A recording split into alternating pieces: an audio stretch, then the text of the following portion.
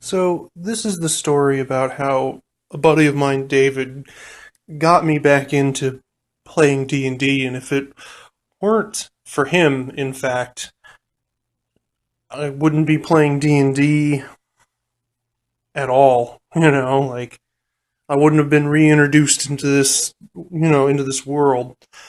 Um, of course, it wasn't the first time I ever played D&D, but it was the first time being reintroduced properly into the game. The first time I actually played D&D was a nightmare, to say the least.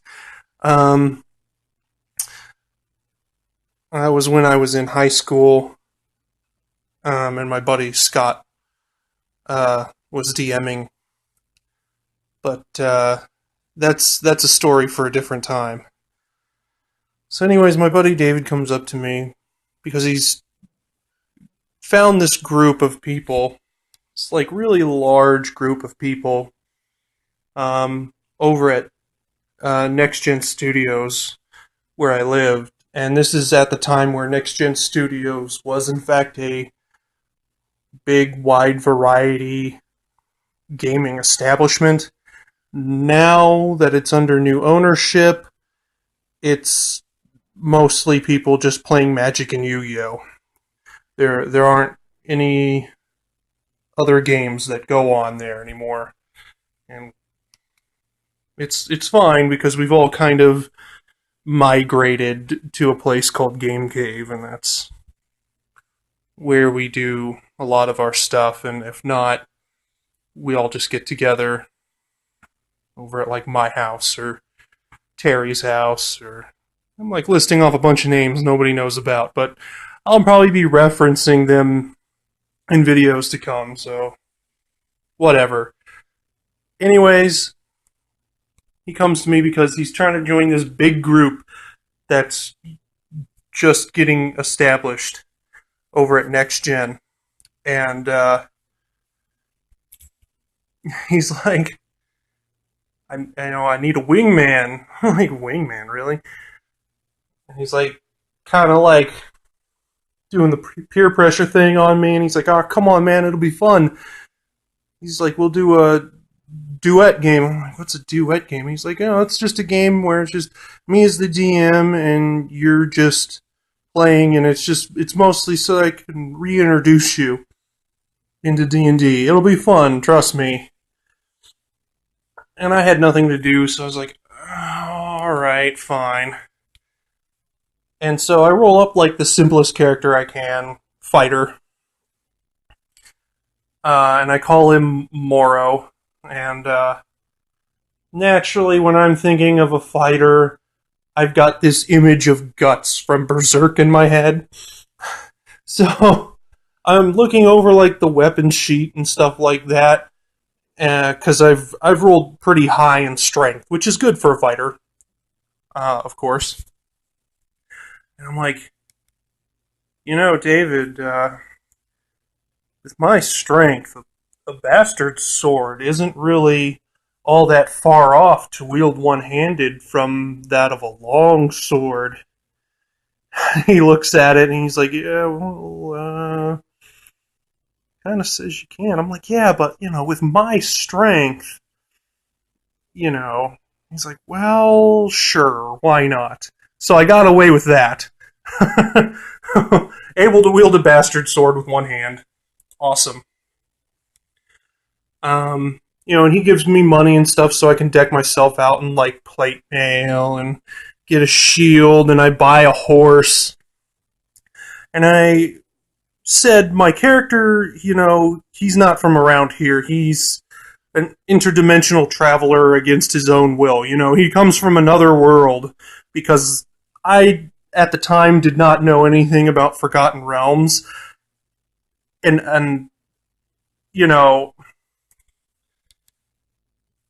I wanted to be that character who was just kind of like the fish out of water, because I'm very much the fish out of water.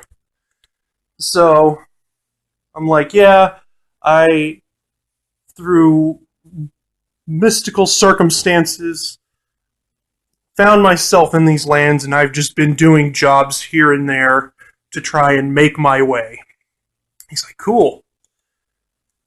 And he's like, so you're kind of a little bit well established in this town over here. You've gotten enough money to get yourself a horse and proper equipment and everything. And he's like, you take this job guarding this caravan with a NPC that he puts in there, and he explains to me all about NPCs.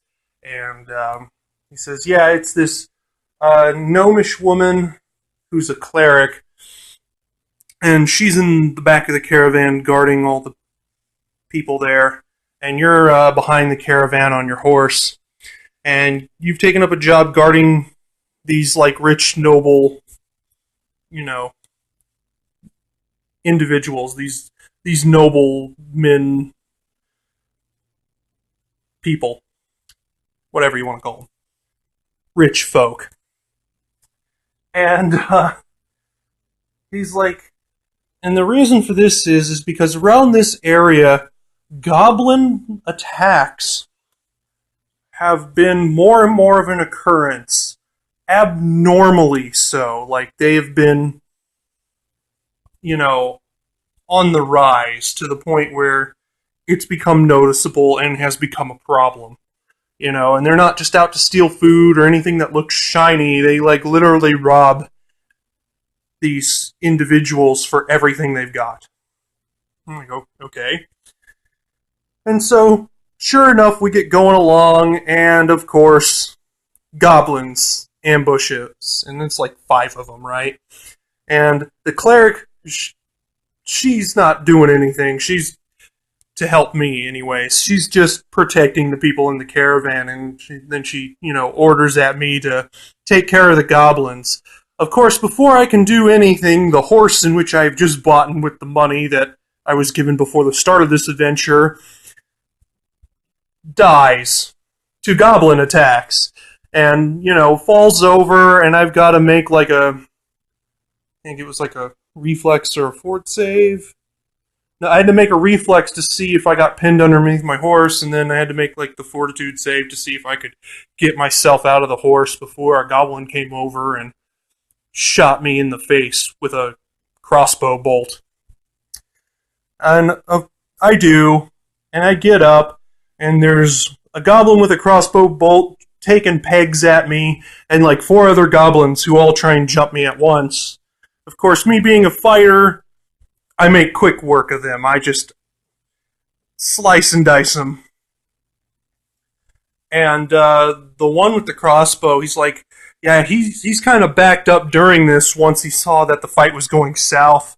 And he's a bit of ways away. If he's going to see you coming, he's going to have a chance to, duck you. I'm like, that's okay. So I'm like, I run up there with my bastard sword, in one hand, like I'm going to, swing at him. And when I get closer to him, I actually drop my bastard sword and I charge him with the shield, just full on, right? And he's like, okay, I guess, roll for it. And I get it. I get him caught off guard, and I pin him underneath my shield. I'm like, okay, now that he's not going anywhere, and I'm certain that I'm gonna make my attack, I take out a knife and I just dig it right into his eye and kill him. He's like, oh, awesome, man, cool,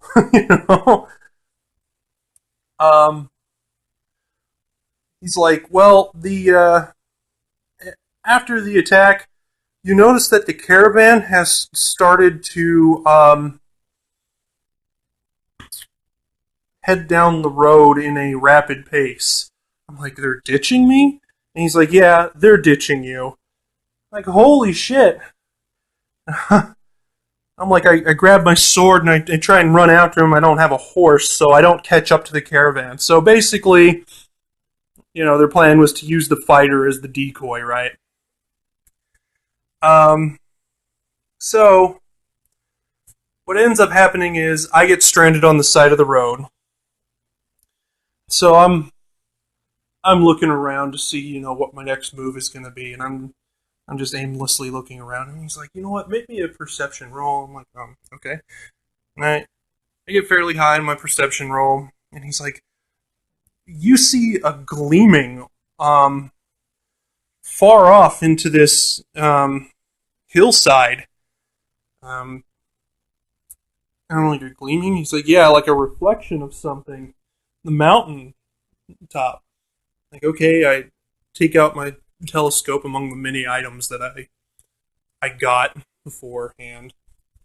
I'm like, I dig in my bag for my telescope, and I pull out my, telescope, and I look, and he's like, when you do, you see a goblin with a telescope on this hillside staring right back at you, and he just flips and he runs off. I'm like, okay. I pursue him. And of course, by the time I get there in the hillside, Goblin's nowhere to be found, right? He's like, yeah, you're kind of looking through the area where he was at now that I've caught up. And he's like, normally this would kind of be a job for the ranger, but the goblin wasn't, doing really much of anything to try and conceal his tracks, so it's fairly obvious where he's gone through the brush. And I'm like, okay, cool. I'm like, so I follow, and I try and be as stealthy as possible, being a fighter with, like, plate mail, right? And so anyways, I get down, and I duck behind some trees when I get to the destination where this goblin has gone. And what I see, what David tells me I see, of course, is this weirdo dressed in clearly sorcerer robing, like high-class sorcerer robing. Like, he's not even trying to hide the fact that he looks like a wizard, right? Except on the top of his head, instead of a little wizard hat, he's got this, like, Viking helmet on with ram horns. And I was like, ram horns? He's like, yeah, ram horns. I'm like, that's weird. And I'm like, well, what's he doing? Well, it looks like he's commanding the goblins to go back and forth between this cave and this pile of, like, loot that they've stolen, probably over the course of a while. I'm like, okay. And he's waving his hands and muttering under his breath between commands, and the goblins look a bit entranced upon closer inspection. They look kind of zombified. I'm like, oh, what a weird predicament. It's like, yeah,